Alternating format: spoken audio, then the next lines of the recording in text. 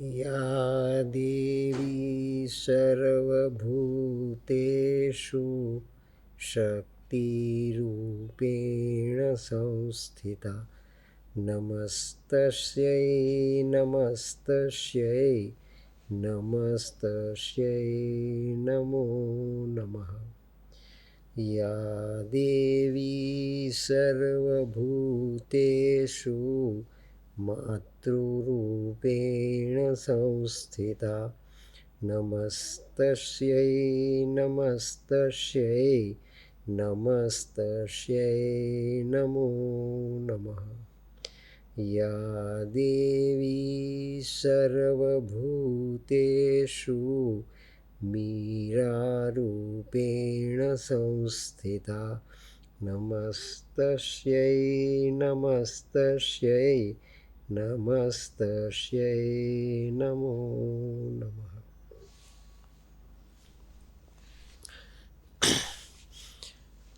પૂજ્ય મા ભગવતી, પૂજ્ય શ્રી અરવિંદ, આદરણીય શ્રી વસંતભાઈ, શ્રી સંજયભાઈ, મણિભાઈ, વડીલો અને સાવિત્રી મિશનના ભાઈ શ્રી મિત્તલભાઈના સહયોગમાં કામ કરતા અમારા સર્વે સાવિત્રી મિશનના યુવાન સભ્યો, ભાઈઓ અને બહેનો, અમેરિકા સ્થિત સાવિત્રી મિશનના ઓનલાઈન સાંભળી રહેલા મનીષભાઈ પટેલ અને તેમના સહયોગી સર્વે યુવાન મિત્રો, કેનેડા, ઇંગ્લેન્ડમાં સાંભળી રહેલા આ સપ્તાહનું શ્રવણ કરતા અમારા સર્વે યુવાન ભાઈ બહેનો, એમના વડીલો, પરિવારજનો, આજના દિવસે સાવિત્રીની આ એક વિશિષ્ટ સપ્તાહ, જેનું થીમ મેં આપને પ્રથમ દિવસે સમજાવ્યું કે માં અમે તૈયાર છીએ.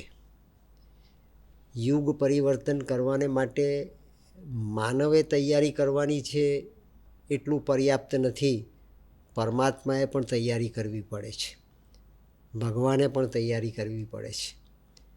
મેં આપને શ્રીપાદ વલ્લભ સ્વામીના 700 વર્ષ પહેલાં લખાયેલા ગ્રંથનો સંદર્ભ પ્રગટ કર્યો.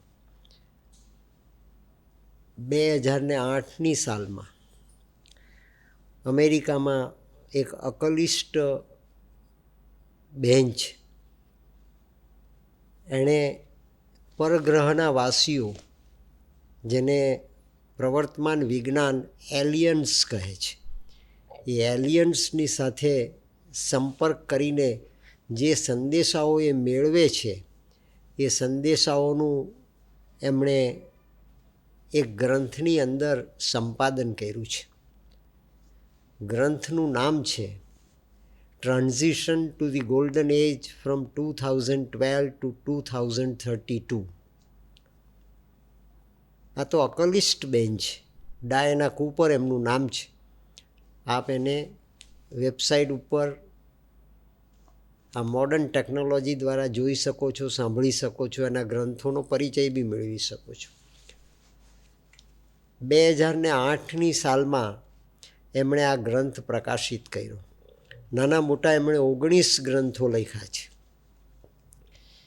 એ બેન અમેરિકામાં પોતાની કારમાં જઈ રહ્યા હતા અને એને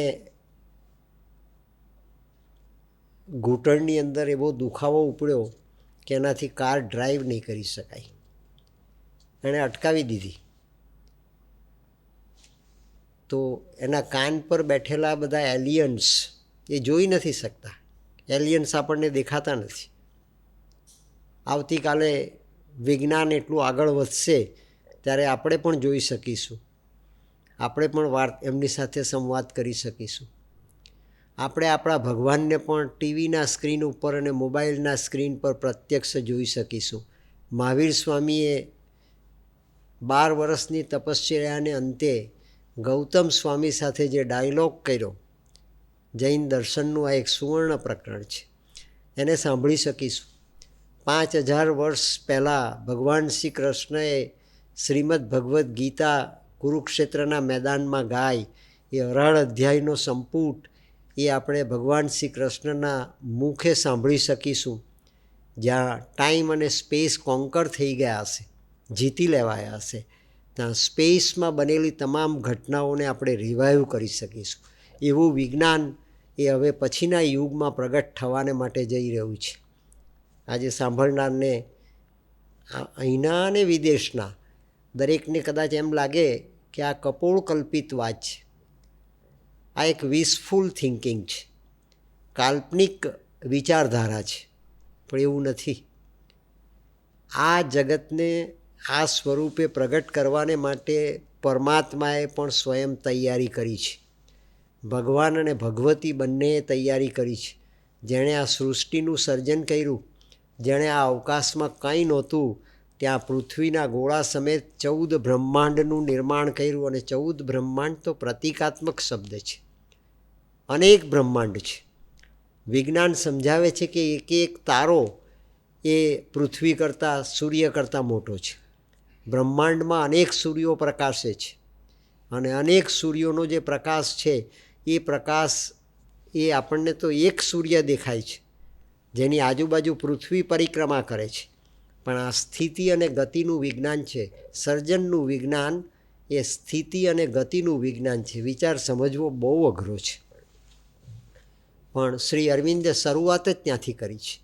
અને શરૂઆત ત્યાંથી કરી છે. એક વિચાર આપણને નથી પકડાતો તો શ્રી અરવિંદે 24,000 પંક્તિની અંદર આ આવતીકાલના ભાવિની જન્મોત્રી પ્રગટ કરી છે. આવતીકાલે માનવ કેવો હશે, આવતીકાલે માનવ જાતિનું ભાવિ કેવું હશે, આવતીકાલે જીવનનો સ્વભાવ કેવો હશે, આવતીકાલનો ભગવાન કેવો હશે, આવતીકાલના યુગની પ્રક્રિયા કયા પ્રકારની હશે, આ બધાનો ગ્રાન્ડ ટોટલ એને શ્રી અરવિંદે કહ્યું છે કે મારે લાઈફ ડિવાઇન આ પૃથ્વીને પાટલે પ્રગટ કરવું છે. ડિવાઇન લાઈફ તો આપણા દેશમાં હતી જ. ઋષિમુનિઓના જીવન, તીર્થંકરોના જીવન, પીર પેગંબરોના જીવન એ ડિવાઇન લાઈફ જ હતી, દિવ્ય જીવન જ હતું, જ્યાં ભગવાન સામો ચાલીને જતો. ઋષિમુનિઓને મળવાને માટે ભગવાન સામે ચાલીને ગયા હોય અનેક સ્વરૂપે. એવા અનેક દ્રષ્ટાંતો આપણા વેદાંત દર્શનના ગ્રંથોમાં પ્રસ્તુત કરવામાં આવ્યા છે. શ્રીમદ ભાગવતની અંદર પ્રગટ કરવામાં આવેલી બધી વાર્તાઓ એ માત્ર કથા નથી, સાત્વિક મનોરંજન નથી. એ બધી વર્તમાન અને આવતીકાલના વિજ્ઞાનની ફોર્મ્યુલાઓ છે. એ બધી જ વૈજ્ઞાનિક ફોર્મ્યુલા છે, જે દેશની સંસ્કૃતિની અંદર મનસા વાચા ચ કર્મણા, મન વચન અને કર્મથી જુઠ્ઠું બોલવું એને પાપ ગણવામાં આવે છે.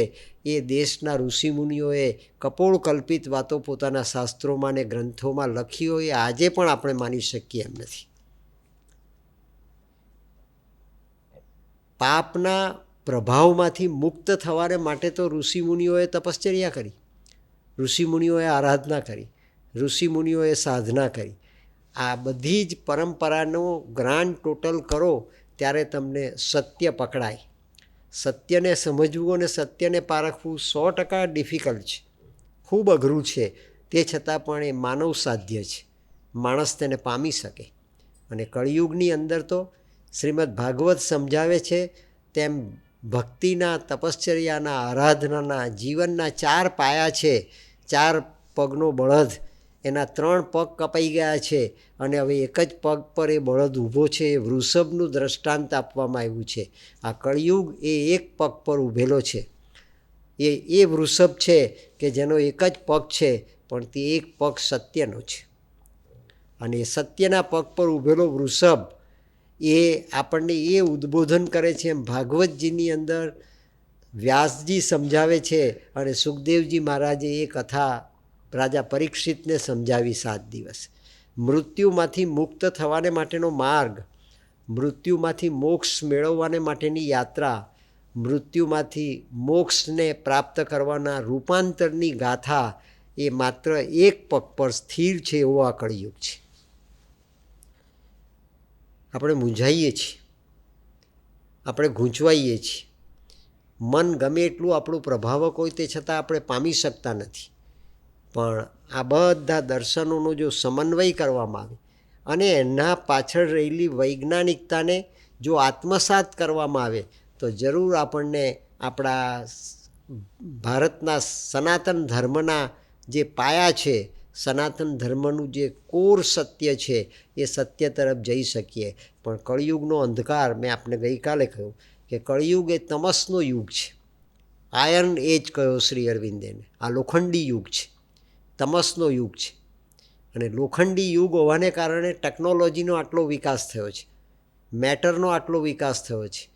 મટીરિયલના માધ્યમ દ્વારા, મટીરિયાલિઝમની ગતિ દ્વારા આપણું વિજ્ઞાન આપણને ચંદ્ર સુધી પહોંચાડી શકે છે. પણ ચંદ્ર પર, શુક્ર પર, મંગળ પર, ઇવન સૂર્ય ઉપર પણ જે પ્રકારનું જીવન અસ્તિત્વમાં હશે એ જીવનના ડાયમેન્શનનો આપણને અંદાજ નથી આવતો. આજે આપણને માઇક્રોબ્સ, મેક્રોબ્સ, બેક્ટેરિયા, વાયરસ એ દેખાતા નથી, પકડાતા નથી. માઇક્રોસ્કોપ દ્વારા એનું અસ્તિત્વ આપણને સમજાય છે અને એની ઇફેક્ટ, એની અસરનો આપણે ભોગ બનીએ છીએ. એવો આ કોરોના કાળ ચાલી રહ્યો છે, જેને શ્રી અરવિંદે અને મધરે ફોલ્સહુડ કહ્યું છે, જૂઠાણાનું જગત છે. અને ફોલ્સહુડના રાક્ષસને મહાત કરવાને માટે ભગવાન કલ્કીનો અવતાર થાય છે. મેં આપને ગઈકાલે કહ્યું કે રામચંદ્રજી મર્યાદા પુરુષોત્તમ છે. શ્રી અરવિંદે લખ્યું ફાઉન્ડેશન ઓફ ઇન્ડિયન કલ્ચર નામના ગ્રંથમાં કે ભારતીય સંસ્કૃતિના 4 પાયા છે. પહેલો પાયો છે સંયુક્ત કુટુંબ પ્રથા, બીજો પાયો છે મૂર્તિ પૂજા, ત્રીજો પાયો છે ગુરુ પરંપરા અને ચોથો પાયો છે આધ્યાત્મ વિજ્ઞાન. આ 4 સિવાય ભારતીય સંસ્કૃતિના સિંહાસનના કોઈ પાયા નથી. આ સંસ્કૃતિ આ 4 પાયા પર સ્થિર છે. જેણે સંયુક્ત કુટુંબ પ્રથામાંથી પોતાની જાતને અલિપ્ત કરી દીધી, એણે સંસ્કૃતિનો ધ્રોહ કર્યો છે. જેણે મૂર્તિ પૂજામાંથી પોતાની શ્રદ્ધા દૂર કરી દીધી કે પથ્થરની મૂર્તિ કંઈ જવાબ આપે, પથ્થરની મૂર્તિની આરાધના કરવાથી શું મળે, એ શ્રદ્ધા જેણે ગુમાવી દીધી, એણે પોતાના મનને ભ્રષ્ટ કરી દીધું. સંયુક્ત કુટુંબ પ્રથા એ આ સંસ્કૃતિનો પાયો, મૂર્તિ પૂજા એ આ સંસ્કૃતિનો પાયો અને ગુરુ પરંપરા એ આ સંસ્કૃતિનો પાયો. જેની સક્રિયતા, જેની સાત્વિકતા, જેની અસરકારકતા એ રામકૃષ્ણ પરમહંસ સુધી જગતની અંદર વિદ્યમાન રહી. મિત્રો, આપણે કશ્યપ, ગૌતમ, પારાશર, ભારદ્વાજને જોયા નથી, રામકૃષ્ણને જોયા. રામકૃષ્ણના કેમેરાના ફોટા આપણી પાસે છે. સ્વામી વિવેકાનંદને એમણે શિષ્ય બનાવીને જગતને ધ્રુજાવી દીધું 5 મિનિટમાં. એ ગુરુની તાકાત છે અને તેથી ગુરુને ભગવાન સાથે સરખાવવામાં આવ્યા. ગુરુર્દેવો મહેશ્વરા. એ ગુરુ પરંપરા એ ભારતીય સંસ્કૃતિનો પાયો છે. કળિયુગ એવો કાળ છે મિત્રો કે જ્યાં સાચા ગુરુ પ્રાપ્ત થતા નથી. શ્રી અરવિંદ સમજાવે છે કે ગુરુને શોધવાને માટે શિષ્યએ પરિશ્રમ કરવાનો નહીં, ગુરુ સામે ચાલીને શિષ્યને મળે અને તેના જીવનને પલટે, તેનું નામ ગુરુ. એ ગુરુ પરંપરા એ આ ભારતીય સંસ્કૃતિનો પાયો છે. રામકૃષ્ણે નરેન્દ્ર દત્તને બદલ્યા, નરેન્દ્ર દત્ત બદલાયા અને નરેન્દ્ર દત્ત એવા બદલાયા કે 39 વર્ષનું આયુષ્ય ધરાવનાર નરેન્દ્ર દત્ત એ વિવેકાનંદ બની ગયા, જેણે જગતની ધર્મસભામાં 1893ની સાલમાં 11મી સપ્ટેમ્બરને દિવસે 5 મિનિટ પ્રવચન કર્યું. એમના પગ ધ્રુજતા હતા, એ બોલવા ઊભા નહોતા થઈ શકતા. બોલી તે જ શકે કે જેની વાણી અને વિચારની વચ્ચે તાદાત્મ્ય છે, જેના વાણી અને વિચારની વચ્ચે સાયુજ્ય છે, જેના વાણી અને વિચાર એ વાણી અને અર્થની સાથે સાયુજ્ય ધરાવે છે, તે જ સ્પષ્ટ બોલી શકે. અને આ તો ભર યુવાનીમાં ગયેલા સ્વામી વિવેકાનંદ નરેન્દ્ર દત્ત તરીકે. પણ રામકૃષ્ણની શક્તિ અને સ્વામીજીનું વાચા, એણે જે જગતમાં મિરેકલ કર્યો એ સ્વામી વિવેકાનંદે અમેરિકાની ધર્મ સંસદની અંદર શિકાગોની અંદર કોલંબસ હોલમાં 11મી સપ્ટેમ્બર 1893ને દિવસે ધર્મગુરુઓને ઉદ્દેશીને કહ્યું, ઉત્તિષ્ઠ જાગ્રત પ્રાપ્ય વરાન નિબોધત, awake arise and stop not till the goal is reach. ઉઠો, જાગો અને ધ્યેય પ્રતિ મંડ્યા રહો. પરમાત્માએ પણ ઉઠવું પડે છે, પરમાત્માએ પણ જાગૃત થવું પડે છે, પરમાત્માએ પણ પોતાના ધ્યેયને પ્રાપ્ત કરવાને માટે પ્રયત્ન કરવો પડે છે. તો આપણે તો સામાન્ય માટીના માનવીઓ છીએ, આપણે પણ કરવો પડે. અને એ પ્રયત્ન કરવાને માટે, પ્રયોગ કરવાને માટે પરમાત્માએ આપણને આ માનવ પિંડ આપ્યો છે.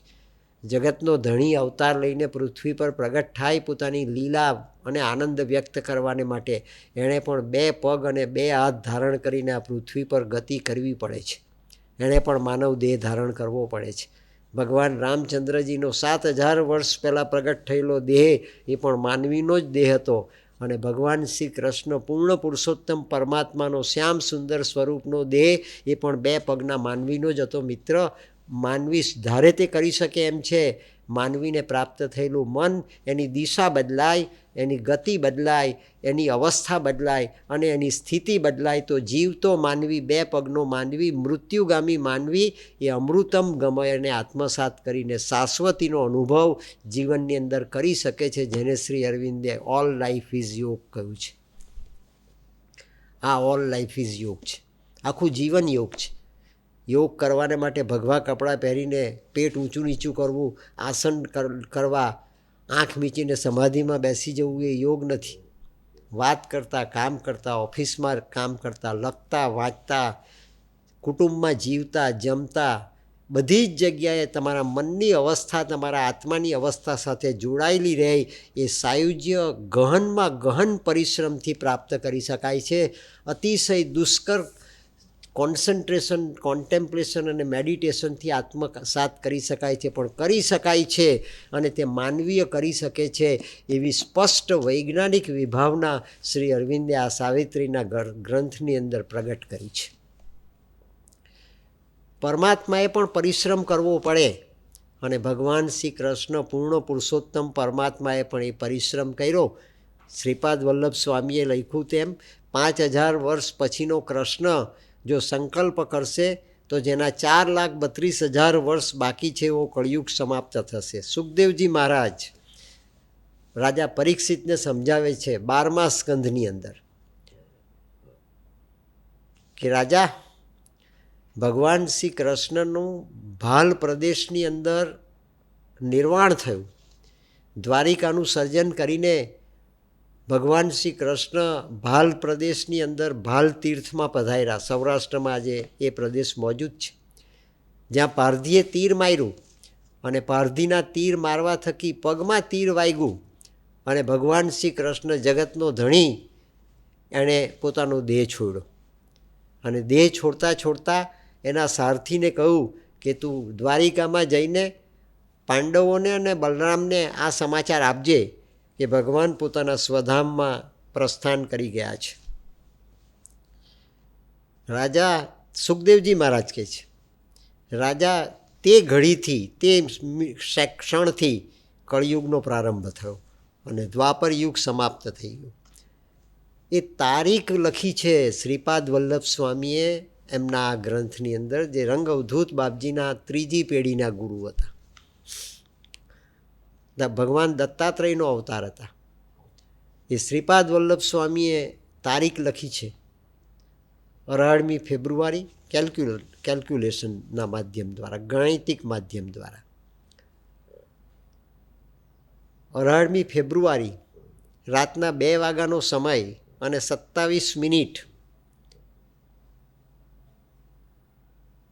ઈસવીસન પૂર્વે 3102ની સાલ, ગણતરી કરો, ઈસવીસન પૂર્વે 3102ની સાલ અને 18મી ફેબ્રુઆરીનો દિવસ, રાત્રે 2:27 સમય અને કૃષ્ણના પગમાં પદ્મ હતું. પૂર્ણ પુરુષોત્તમ પરમાત્મા છે, 16 કળાનો અવતાર છે. એ પદ્મ ચમકે છે અને ચમકતા એ પદ્મને કોઈ મૃગની આંખ છે એમ માનીને પારધીએ તીર માર્યું. તીર ભગવાન શ્રી કૃષ્ણના એ પગમાં વાગ્યું. એને નિમિત્ત બનાવીને ભગવાન શ્રી કૃષ્ણએ પોતાનો દેહ છોડ્યો. 7 તાળ વીંધીને ભગવાન રામચંદ્રજીએ વાલીને મારેલો. વાર્તા તો આપ જાણો જ છો. અને 7 તાળ વીંધીને વાલીને માર્યો. એ વાલી જ્યારે મરે છે ત્યારે સુગ્રીવ હનુમાનજી રામચંદ્રજીને લઈને વાલી પાસે જાય છે. વાલ્મીકીજી લખે છે, વાલીએ કીધું કે ભગવાન, મેં તો પાપ કર્યા. મેં મારા ભાઈની પત્નીનું હરણ કર્યું અને મારા ભાઈએ તમને રાવણની સામે લડવાને માટે સહયોગ આપ્યો અને તમે તેની વાતમાં આવી જઈને મને તીર માર્યું. આ અન્યાય કર્યો. આપે સામે ચાલીને મને તીર માર્યું હોત તો હું આપના શરણમાં આવી જાત. 7 તાળ વીંધીને આપે મને તીર માર્યું. મને આપે કરેલો અન્યાય અનુભવાય છે. ભગવાન રામચંદ્રજી તો મર્યાદા પુરુષોત્તમ હતા.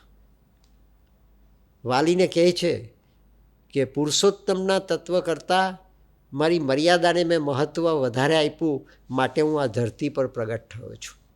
વાલ્મીકીજીએ સંકેત કર્યો છે. મર્યાદાને, જીવનની મર્યાદાને મહત્ત્વ આપીને જે પોતાના આત્માની સાથેના સાન્નિધ્યને પ્રાયોરિટી આપે, એને પ્રમુખ સ્થાન આપે, પ્રાયોરિટીને જાણવાનો, જીવવાનો, અનુભવવાનો અને આત્મસાત કરવાનો પ્રયત્ન કરે, તેનું જ નામ યોગ, જે 7000 વર્ષ પહેલાં ભગવાન રામચંદ્રજીએ કર્યો. અને ભગવાન રામચંદ્રજીએ કહ્યું કે તારી વાત સાચી છે. સામાન્ય માનવીના મનની અંદર આવી ઘટનાથી 100% આક્રોશ પેદા થાય, 100% પ્રત્યાઘાત પેદા થાય. એવો પ્રત્યાઘાત તારા મનમાં પેદા થયો એ ખૂબ સ્વાભાવિક છે. પણ જ્યાં હું તને વરદાન આપું છું કે મેં કરેલા આ કૃત્યનો બદલો હું તને મારા હવે પછીના અવતારમાં ચૂકવી આપીશ. એ પારધી, એ વાલી એ પારધી બન્યો. વાલીનો આત્મા એ કૃષ્ણ અવતારની અંદર પારધી તરીકે આવ્યો અને એ પારધીએ માછલીના પેટમાં ગયેલા લોખંડના ટુકડામાંથી બનાવેલા બાણથી ભગવાન શ્રી કૃષ્ણને બાણ માર્યું અને બાણના પ્રહારથી ભગવાન શ્રી કૃષ્ણે દેહ છોડ્યો. વિચાર તો કરો, બુદ્ધિશાળી માણસો, વિજ્ઞાનના માણસો, આઇન્સ્ટાઈનની રિલેટિવિટીમાં, ઇન્ટરનેટમાં, કમ્પ્યુટરના જીવવાના માણસો એ સમજી શકે કે પગમાં તીર વાગીને માણસ મરી જાય તો આખો ને આખો પગ કપાવે તે છતાં માણસ જીવતો રહે છે. તો 14 બ્રહ્માંડનો ધણી એને પગમાં તીર વાગીને મરી જાય? એટલું બધું સહેલું છે. જે પોતાના સંકલ્પથી પૂતનાને મારે, અઘાસુરને મારે, બકાસુરને મારે, કંસનો વધ કરે, શિશુપાળનો વધ કરે, એ પારધીના બાણથી પગમાં બાણ વાગીને મરી જાય? કેવી રીતે મૃત્યુ પામે? આ બધી કપોળકલ્પિત ઘટના છે. કપોળકલ્પિત નથી. કર્મની ગતિ, નિયતિ, એ મર્યાદાને ભગવાન રામે પણ મહત્ત્વ આપ્યું અને એ મર્યાદાને ભગવાન શ્રી કૃષ્ણએ પણ મહત્ત્વ આપ્યું. પણ મર્યાદા પુરુષોત્તમે અને પૂર્ણ પુરુષોત્તમે જીવનની મર્યાદા પ્રગટ કરીને માનવને માટે એક આદર્શ પ્રગટ કર્યો કે તું આ માર્ગે તારું જીવન જીવવાનો પ્રયાસ કર, ભગવાન તારો સેવક બની જશે. ભગવાન તને સામેથી મળશે. ડોંગરેજી મહારાજ આ 12મા સ્કંધનું દર્શન પ્રગટ કરતા વ્યાસપીઠ પરથી કહેતા, જે મેં જગતભરમાં કહ્યું કે ડોંગરેજી મહારાજ, મુરારી બાપુ અને દાદાજી કૃષ્ણશંકર શાસ્ત્રીજી, જેના તપથી, જેની વાણીની આરાધનાથી, જેના ચિંતનની આરાધનાથી ઋગ્વેદ આખોને આખો વ્યાસપીઠ પર પ્રગટ થઈ જાય. ઋગ્વેદ આખોને આખો વ્યાસપીઠ પર સર્વાંગી રીતે વ્યક્ત થઈ જાય. ઋગ્વેદનું ગહનમાં ગહન જ્ઞાન એ વ્યાસપીઠ પરથી પ્રાર્થના બની જાય તો જગતની નિયતિ બદલાય, જગતની ગતિ બદલાય, જગતની સ્થિતિ બદલાય. ઋગ્વેદમાં પ્રાર્થના કરવામાં આવી કે હે સૂર્યનારાયણ, તું જો પ્રત્યક્ષ પરમાત્મા હોય તો એટલી કૃપા કરી દે કે ચારે દિશામાંથી મને શ્રેષ્ઠ વિચારો આવીને પ્રાપ્ત થાય, ચારે દિશામાંથી હું શ્રેષ્ઠ વિચાર પ્રાપ્ત કરી શકું, એવું તું મને વરદાન આપ. ઋગ્વેદના ઋષિએ પ્રાર્થના કરી શ્રેષ્ઠ વિચારને માટે, અને આજે આપણે આ ટીવીના માધ્યમ દ્વારા, સિરિયલોના માધ્યમ દ્વારા, અશ્લીલ સાહિત્યના વાંચન દ્વારા આપણી યુવાન પેઢી આ વિચારની સમૃદ્ધિ ગુમાવી રહી છે. વિચારની સમૃદ્ધિ એ આધ્યાત્મિક વિજ્ઞાનનો પાયો છે, એ ભારતીય સંસ્કૃતિનો પાયો છે. સારામાં સારા શ્રેષ્ઠ વિચાર સત્સંગથી પ્રાપ્ત થાય. તુલસીદાસજીએ લખ્યું, એક ઘડી આધી ઘડી આધી મેં પુની આધ, તુલસી સંગત સંત કી કટે કોટે અપરાધ. શ્રેષ્ઠ વિચાર દ્વારા જ જીવન પરિવર્તન પામે, શ્રેષ્ઠ વિચાર દ્વારા જ મન પરિવર્તન પામે, શ્રેષ્ઠ વિચાર દ્વારા જ આપણા કણે કણ પરિવર્તન પામે. એ વિજ્ઞાન શ્રી અરવિંદે આ સાવિત્રીમાં પ્રગટ કર્યું છે. ડોંગરેજી મહારાજે આ વ્યાસપીઠ ઉપરથી રાજા ભાગવતજીના શ્રોતાઓને, હજારો શ્રોતા ડોંગરેજી મહારાજને સાંભળતા, આપ તો જાણો છો, જેના થકી આ વ્યાસપીઠ ઉજળી થઈ ગઈ. એ ડોંગરેજી મહારાજે ક્ષણનું વિજ્ઞાન પ્રગટ કર્યું છે. શ્રીમદ ભાગવતના 12મા સ્કંધની અંદર ક્ષણનું વિજ્ઞાન પ્રગટ કરવામાં આવ્યું છે. વાર્તા નથી, કપોળકલ્પિત કથાઓ નથી, ફોર્મ્યુલા છે. આઇન્સ્ટાઈનની ફોર્મ્યુલા હું તમને કહું કે આઇન્સ્ટાઈનની રિલેટિવિટીમાં લખ્યું E=mc². આપણને શું સમજાયું? આપણને સમજાયું કે આ ABCDનો M છે અને ABCDનો C છે. એની ઉપર આપણું મન જઈ નથી શકતું. પણ કોઈ સાયન્ટિસ્ટને, વિક્રમ સારાભાઈને કે જગદીશચંદ્ર બોઝને કે ડૉક્ટર CV રામનને પૂછો કે mc² એટલે શું, તો તે આપણી આગળ એક્સપ્લેન કરે. અબ્દુલ કલામને પૂછો તો એ આપણી આગળ એક્સપ્લેન કરે કે mc² એટલે આખું બ્રહ્માંડ. આખું બ્રહ્માંડ એ mc² કહેવાય. પણ એવી ફોર્મ્યુલા શ્રીમદ ભાગવતમાં પણ રજૂ કરવામાં આવી, ગીતામાં પણ રજૂ કરવામાં આવી, રામાયણમાં પણ રજૂ કરવામાં આવી, પુરાણોમાં પણ રજૂ કરવામાં આવી. એક ક્ષણનું વિજ્ઞાન સમજાવ્યું ડોંગરેજી મહારાજે આ વ્યાસપીઠ પરથી કે રાજા પરીક્ષિત, કળિયુગની અંદર અનેક અપલક્ષણ હશે. 12મા સ્કંદમાં કળિયુગનું વર્ણન છે મિત્રો. તમે જો ભાગવતજીનું અધ્યયન કરો તો 12મો સ્કંદ કથાકારો છેલ્લા દિવસે એને સમાપન કરે છે. પણ વિજ્ઞાન સમજવા જેવું જો કોઈ જગ્યા હોય તો 12મા સ્કંદમાં છે, જે વર્તમાન પરિસ્થિતિનું વિજ્ઞાન સમજાવે છે. આપણે વર્તમાન પરિસ્થિતિ વિશે ફરિયાદ કરી શકીએ, ફરિયાદ કરીએ જ છીએ, પણ કળિયુગની અંદર જે સંપન્નતા છે એને યાદ કરવાનો, જાણવાનો, જીવવાનો પ્રયાસ નથી કરતા. મીરાબાઈએ કયું તપ કર્યું? કીર્તન કર્યા માત્ર.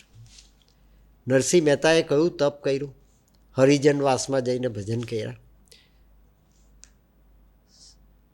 તુકારામે કયું તપ કર્યું? અભંગ લખ્યા. સકુબાઈએ કયું તપ કર્યું? કપરા સાસરિયાની અંદર એણે માત્ર ભગવાન કૃષ્ણની આરાધના કરી. પુનિત મહારાજે કયું તપ કર્યું? એણે આ વ્યાસપીઠ પર બેસીને માંડવીની પોળમાં અને વડોદરાની શેરીઓમાં, અમદાવાદની મજૂર કોલોનીમાં એણે માત્ર કીર્તન ગાયા.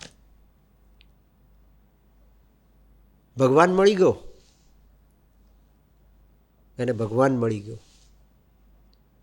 ઋષિમુનિઓ હજારો વર્ષની તપશ્ચર્યા કરતા ત્યારે પરમાત્મા મળતો, અને આ બધાને ભગવાન મળી ગયો. હું તમારી આગળ કોઈ કલ્પનાના દાખલા નથી રજૂ કરતો. કળિયુગની આ વાસ્તવિકતા છે મિત્રો.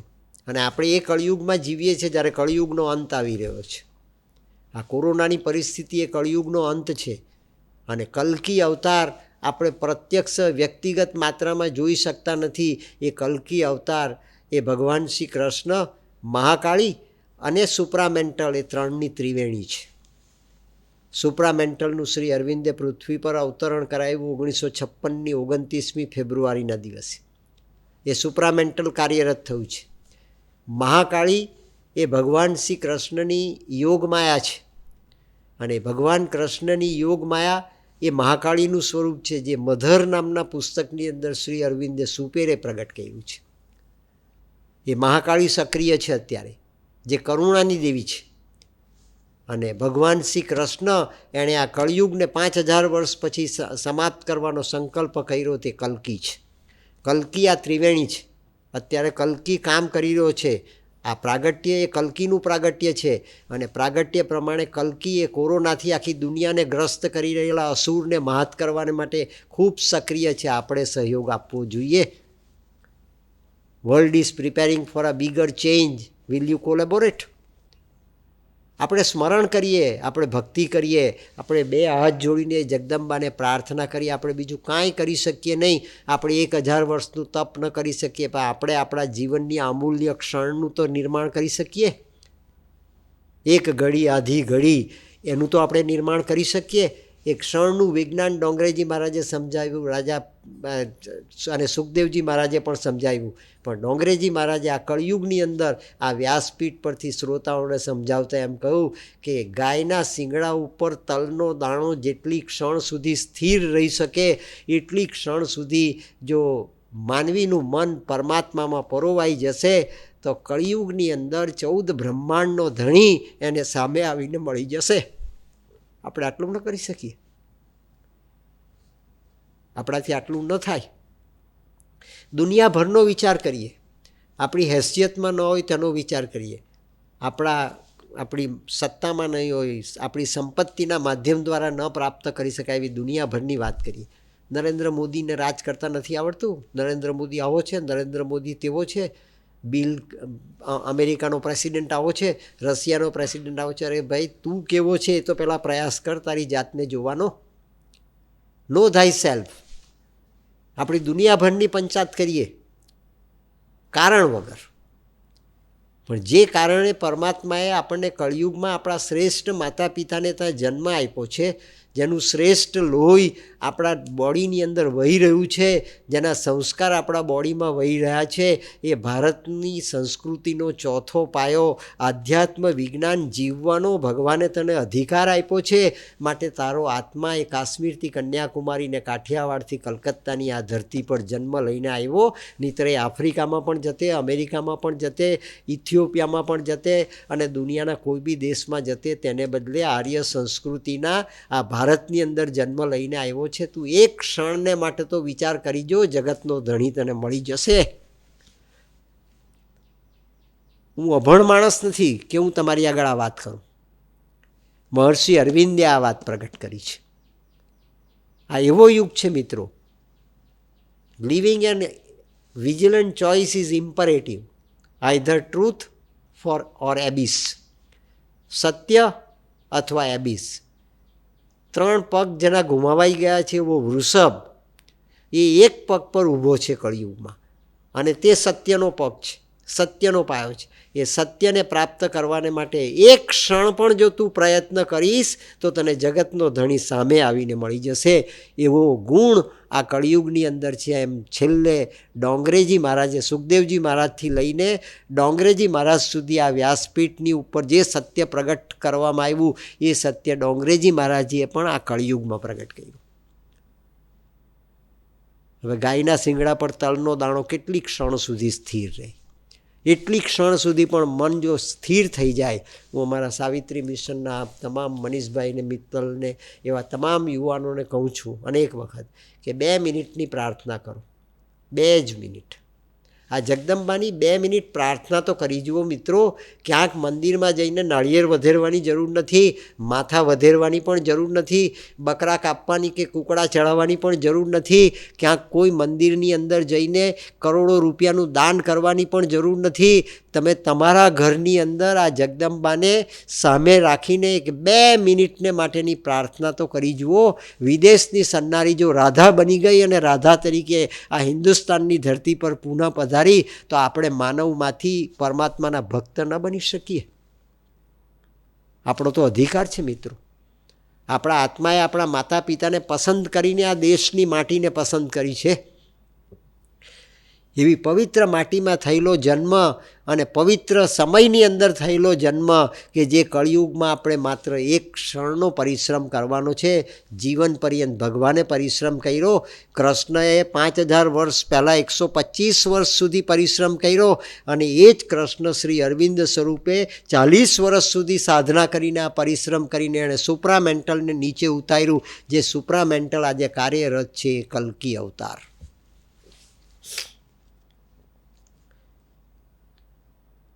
ભગવાનના સમયમાં ભગવાનને ઓળખવો બહુ દુર્બોધ છે. રામના સમયમાં 5 જણ રામને ઓળખી શકેલા કે આ ભગવાન છે. અને કૃષ્ણના સમયમાં પણ 5 વ્યક્તિ કૃષ્ણને ઓળખી શકેલા કે આ ભગવાન કૃષ્ણ છે. નહીં તો શિશુપાળ ગાળ શું કરવા દે? તે શિશુપાળ ગાળ શું કરવા દે? કંસ અર્જુન પણ નહોતો ઓળખી શક્યો કે મારો રથ ચલાવે છે એ ભગવાન છે, એ તો મારો મિત્ર છે, આ મારો મિત્ર છે. અને તેથી એમ કહે છે કે હું તો મૂઢ બની ગયો, મૂઢ ચેતસા, હું લડીશ નહીં. જે લડવાને માટે ભગવાન કૃષ્ણએ 18 અધ્યાયની ગીતા ગાવી પડી, જેને જગતની મહાન ઘટના તરીકે શ્રી અરવિંદે બતાવ્યું, કોલોક્વિલ ઓન ધી બેટલફિલ્ડ ઓફ કુરુક્ષેત્ર. એ ભગવાને આ તપ કર્યું અને એ ભગવાને શ્રી અરવિંદના દેહમાં પોતાની પ્રતિષ્ઠા કરી અલીપોરની જેલમાં. અને 1926ની 24 નવેમ્બરની તારીખે આખી કૃષ્ણ ચેતના, જેને શ્રી અરવિંદે પોતાના ગ્રંથોમાં કૃષ્ણ કોન્શિયસનેસ કહ્યું છે, એ કૃષ્ણ કોન્શિયસનેસ શ્રી અરવિંદ પર ઉતરી અને શ્રી અરવિંદની માટી, કૃષ્ણધન ઘોષ અને સ્વર્ણલતાની કુખે જન્મેલા માનવીય દેહ ધારણ કરીને આવેલા શ્રી અરવિંદના દેહના કણે કણ ભગવાન કૃષ્ણની 5000 વર્ષ પહેલાં જે પંચમહાભૂતની માટી હતી તે માટી બની ગઈ. 24મી નવેમ્બર 1926નો આ દિવસ છે, જે દિવસને શ્રી અરવિંદે નામ આપ્યું છે સિદ્ધિ દિન. અને તે સિદ્ધિ દિનનું મહત્ત્વ એ માટીનું વિજ્ઞાન છે. એ શ્રી કૃષ્ણએ એ પરિશ્રમ કર્યો અને આ કળિયુગની સમાપ્તિનો સમય આપણને આપણા આયુષ્યમાં બતાવ્યું. આપણે સદભાગી છે. પેલી ડાયના કૂપરને એલિયન્સો આવીને કહે છે, જે વખતે એનાથી ગાડી નહીં ચલવાય, તે વખતે એલિયન્સોએ આવીને એના કાન પર કહ્યું કે તને અમે અનેક વખત કહ્યું. ભાષાનો સવાલ નથી, આમાં સંકેતનો સવાલ છે, શબ્દનો સવાલ નથી, સ્પાર્કનો સવાલ છે, અંદરથી લાઇટ થાય તેનો સવાલ છે. એવી ક્ષણ આપણને અનેક વખત મળે છે. શ્રી અરવિંદે આ ગ્રંથમાં લખ્યું છે, in moments when the inner lamps are lit, life cherished guests are left outside, spirit sits alone and speaks to it gulf. અંદરનો દીવો પ્રગટ થઈ જાય ત્યારે જીવનના માનેલા મહેમાનો આપોઆપ સમાપ્ત થઈ જાય અને લાઈફ ચેરિસ્ડ ગેસ્ટ, આસક્તિ, મનની આસક્તિ, પ્રાણની આસક્તિ, શરીરની આસક્તિ, એ બધી સમાપ્ત થઈ જાય. સ્પિરિટ સીટ્સ એલોન, આત્મા જાગ્રત થઈ જાય અને જાગ્રત થઈ ગયેલો આત્મા એ પરમાત્માની સાથે સીધો સંવાદમાં આવી જાય. એવી ક્ષણ, સ્થિરતાપૂર્વકની ક્ષણ પ્રાપ્ત કરવાનો વગર કાંઈ કર્યા આપણને અધિકાર છે એવો યુગ તે કળિયુગ છે, એમ ડોંગરેજી મહારાજ સમજાવતા એ ક્ષણના વિજ્ઞાનમાં. અને તે કળિયુગના અંત સમયે આપણે જીવી રહ્યા છીએ. મિત્રો, તમે સદભાગી છો કે આ ઊંઝાની પવિત્ર માટીમાં એ હિતેશભાઈએ આ માં અમે તૈયાર છે નું સ્લોગન મૂક્યું, તો મને આ કહેવાનો અવકાશ પ્રાપ્ત થયો. મને આ વિજ્ઞાન તમને સમજાવવાને માટેનો તમારી પરિસ્થિતિમાં અવકાશ પ્રાપ્ત થયો. જે દિવસે આપણે વાત કરી કે માં અમે તૈયાર છીએ, તે દિવસે તો કોરોના આવ્યો નહોતો, તે દિવસે કોરોના નહોતો. એટલીસ્ટ આપણા દેશમાં તો નહોતો જ. આપણા દેશની આ પરિસ્થિતિ થશે એવું તો નહોતું જ. પણ એ કોરોના સૂરનો નાશ કરવાને માટે જે કલ્કી કામ કરી રહ્યો છે, એ કલ્કી તે આ ત્રિવેણી છે. મેં આપને કહ્યું સ્પષ્ટ શબ્દમાં, ને બીજી વખત પણ હું તમને કહું એમ્ફેટિકલી, જગત સાંભળશે આ વાત, GTPLના માધ્યમ દ્વારા જગત સાંભળશે કે સુપ્રામેન્ટલ શ્રી અરવિંદે અવતરિત કરેલું અતિમનસ ભગવાન શ્રી કૃષ્ણની યોગ માયા કૃષ્ણની સાથે જ જન્મી, પણ જમનાના બીજા કિનારે જન્મી. કૃષ્ણ આ કિનારે જન્મા જમનાના મથુરામાં, અને કૃષ્ણના સામે કિનારે ગોકુળના પ્રદેશમાં નંદરાજાને ઘેર એ યોગ માયા જન્મી. જે યોગ માયાને કંસે પથ્થર પર ઝીંકવાનો પ્રયાસ કર્યો ત્યારે એના હાથમાંથી છટકી ગઈ. યોગ માયા રાક્ષસને વશ થાય નહીં અને એના હાથમાંથી છટકી ગઈ. એ યોગ માયા છે. અને આજે આપણે જે જીવન જીવી રહ્યા છીએ મહામાયાનું જીવન છે. એ મહામાયાનું રૂપાંતર કરવાને માટે અને મહામાયાને બદલે યોગ માયા તરીકેની શક્તિ પ્રગટ કરવાને માટે કલ્કીનો અવતાર થયો છે. અને તે કલ્કીનું સ્વરૂપ તે ભગવાન શ્રી કૃષ્ણનું સ્વરૂપ છે. એણે મહામાયાનું યોગ માયામાં રૂપાંતર કર્યું અને યોગ માયામાં રૂપાંતરિત થયેલી એ યોગ માયાને કંસ મારી શકેલો નહીં. એ યોગ માયા આજે એ જ રાધા સ્વરૂપે તે વખતે પ્રગટ હતી. એ રાધા આરાધિકા બનીને આ જન્મની અંદર આ મધર બનીને ભારતની માટી પર પધારી. એ યોગ માયા છે જે કૃષ્ણની સાથે મહાકાળી તરીકે જોડાયેલી છે. કૃષ્ણની શક્તિ એ કાલી સ્વરૂપની છે એમ શ્રી અરવિંદ લખે છે. એ મહાકાલી સ્વરૂપે કૃષ્ણની સાથે જોડાય છે. તો કૃષ્ણ કોન્શિયસનેસ વત્તા મહાકાળી અને એને પ્રવાહિત કરવાને માટેની જે ચેતના શક્તિ જોઈએ એ સુપ્રામેન્ટલ, એ ત્રણની ત્રિવેણી અત્યારે કળિયુગને સમાપ્ત કરી રહી છે.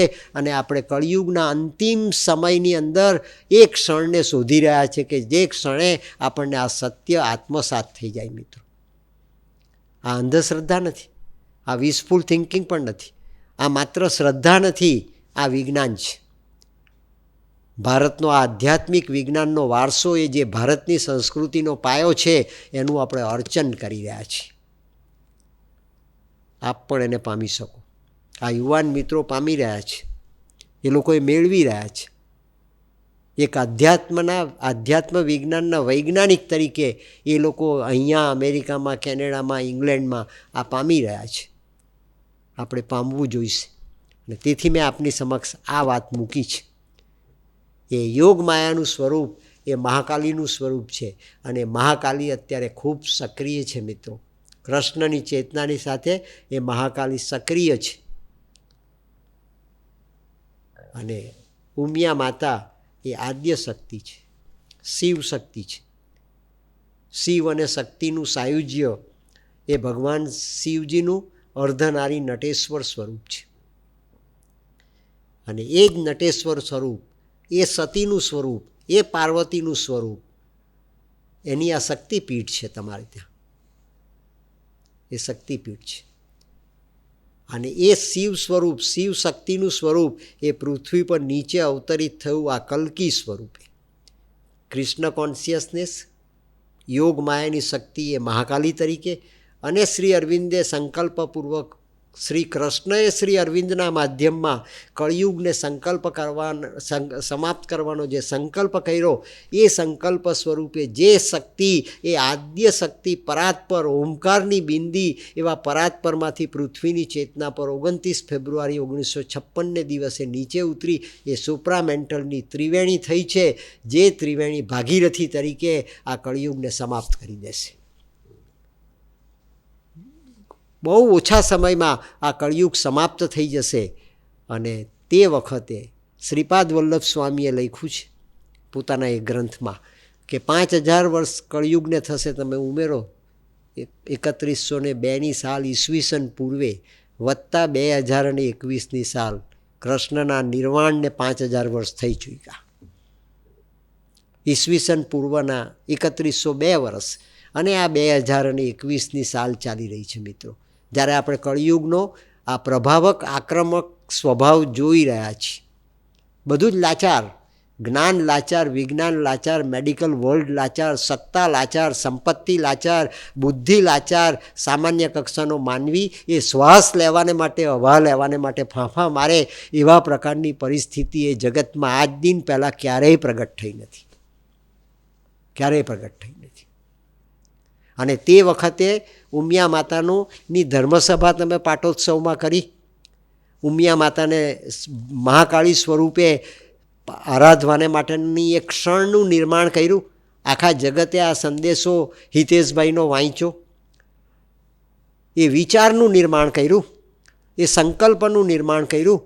ઋગ્વેદનો એ વિચાર કે ભગવાન મને શ્રેષ્ઠ વિચાર આપજે, જો તું ખરેખર મારા પર પ્રસન્ન થયો હોય. ઉમિયા માતા પ્રસન્ન થયા કડવા પાટીદાર સમાજની ઉપર, અને તેણે આ વિચાર આપ્યો કે માં, અમે તૈયાર છીએ. માટે મેં એમ કહું કે આવતીકાલના વેદની આ રૂચા છે, શ્રુતિ છે. હું તમારી આગળ એનું કેટલું વિવેચન કરું. શ્રીમદ ભાગવતના 10મા સ્કંદની અંદર 30મા અધ્યાયની અંદર 28મો શ્લોક છે. વાંચજો ઘેર જઈને, શ્રીમદ ભાગવતને ખોલજો. 10મો સ્કંદ, 30મો અધ્યાય અને 28મો શ્લોક. એ 28મા શ્લોકમાં આરાધિકા શબ્દ વાપરો છે વ્યાસજીએ. આખા ભાગવતજીમાં રાધા શબ્દ જ નથી. એક જ વખત આ શબ્દનો પ્રયોગ કરવામાં આવ્યો છે ને તે આરાધિકા. આરાધિકા કોણ? તે કે જે આરાધના કરે તે. કૃષ્ણની પ્રેયસી, કૃષ્ણની સહગામિની, કૃષ્ણની સાથે જેણે રાસલીલાનું નિર્માણ કર્યું. રાધા વગર કૃષ્ણ રાસલીલાનું નિર્માણ ન કરી શકતા એમ શ્રીમદ ભાગવત સમજાવે છે. જે ભગવાન શ્રી કૃષ્ણનો અક્ષર દેહ છે એ રાધા અને કૃષ્ણ એ આજે સક્રિય છે કલ્કી તરીકે. કલ્કી તરીકે કૃષ્ણ સક્રિય હતા કૃષ્ણ તરીકે. એ દ્વાપર યુગ.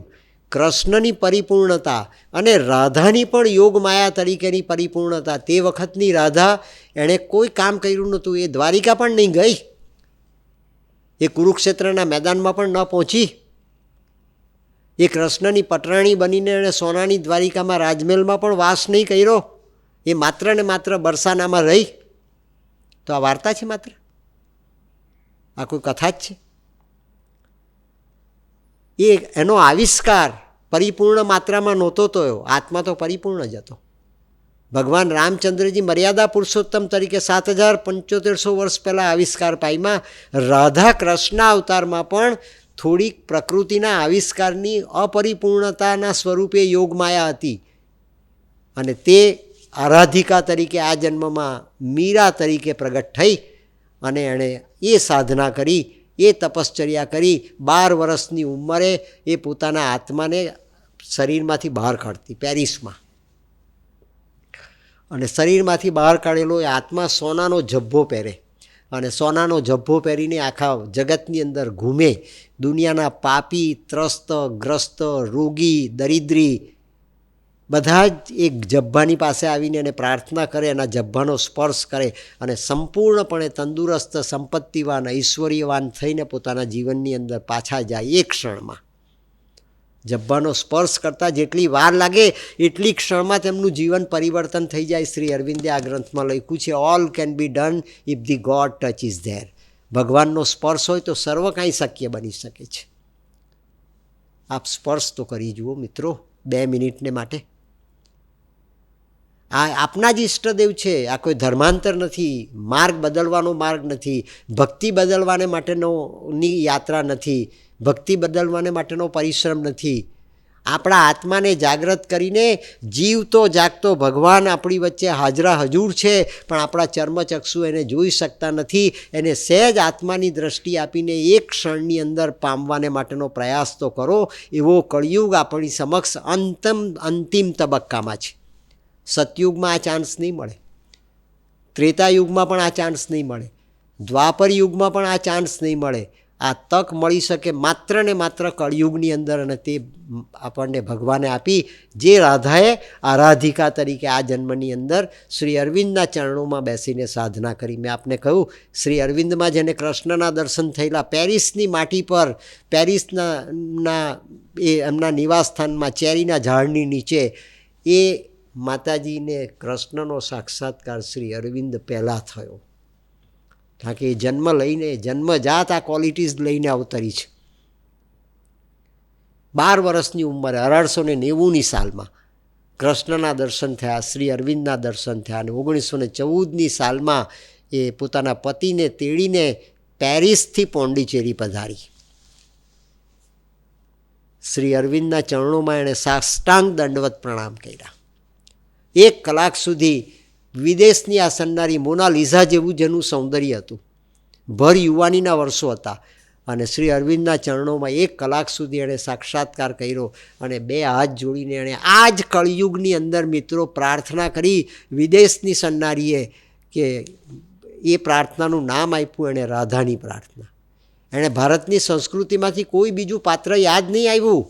એને તે ક્ષણે યાદ આવ્યું કે હું રાધા છું, અને રાધા તરીકે કૃષ્ણના ચરણોની અંદર સર્વાંગ સંપૂર્ણ રીતે 1 કલાક સુધી સરેન્ડર કર્યું. શ્રી અરવિંદે લખવું પડ્યું પોતાના ગ્રંથોમાં કે માતાજીના આ સમર્પણમાં, શ્રી અરવિંદે પણ એમને માતાજી કહ્યા, માતાજીના આ સમર્પણની અંદર મને સરેન્ડર શબ્દનો અર્થ સમજાય છે.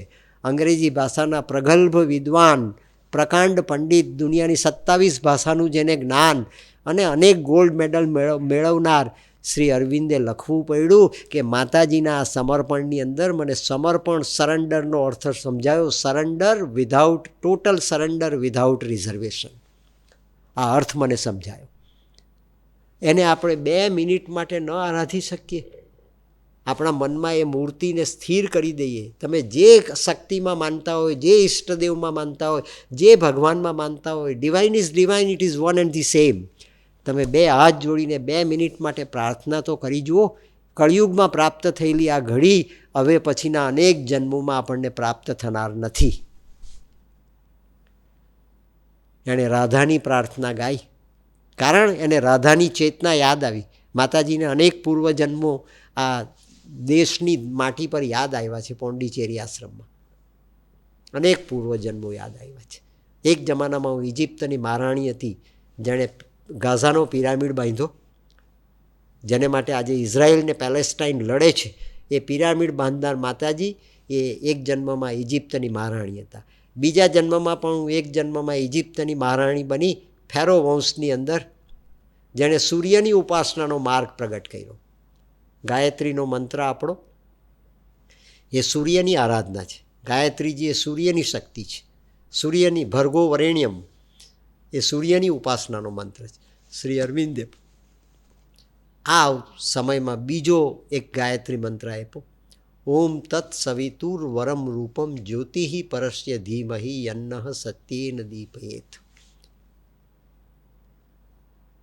મારા રોમે રોમની અંદર, કણે કણની અંદર એ પ્રગલ્ભ સૂર્યની શક્તિ, પરમાત્માની એ તેજસ્વીતા, પરમાત્માનું એ તેજ પ્રગટ થઈ જાય એવી મારી પ્રાર્થના છે. રોમે રોમનું ટ્રાન્સફોર્મેશન, સેલે સેલનું ટ્રાન્સફોર્મેશન જે માતાજીએ કર્યું પોંડિચેરીમાં આવીને 1950ની સાલથી લઈને 1973ની સાલ સુધીમાં, અને જેના 6000 પાનાના ગ્રંથો લખાવ્યા, એજન્ડા 13 વોલ્યુમ્સમાં લખાવ્યા છે. 6000 પાના લખાવ્યા મધરે. એ સેલ્યુલર ટ્રાન્સફોર્મેશનની સાધના એ ભાગવતજીની રાધાની આરાધિકા તરીકેની સાધના માટે શ્રીમદ ભાગવતમાં વ્યાસજીએ 5000 વર્ષ પહેલાં કુરુક્ષેત્ર પછી જે શ્રીમદ ભાગવતની રચના કરી એમાં આરાધિકા શબ્દ વાપર્યો છે. એ આ આરાધિકા છે. ભાગ્યશાળી હોય તેને ભગવાન ઓળખાય, નહીંતર આપણે અટવાવું પડે. નરસિંહ મહેતાએ ગાયું, અખિલ બ્રહ્માંડમાં એક તું શ્રી હરિ, જૂજવે રૂપ તું અનંત ભાસે. એને ઓળખવાને માટેની આ ઘડી છે. 2 મિનિટનું ધ્યાન કરીને આપણો સત્સંગ સમાપ્ત કરીએ.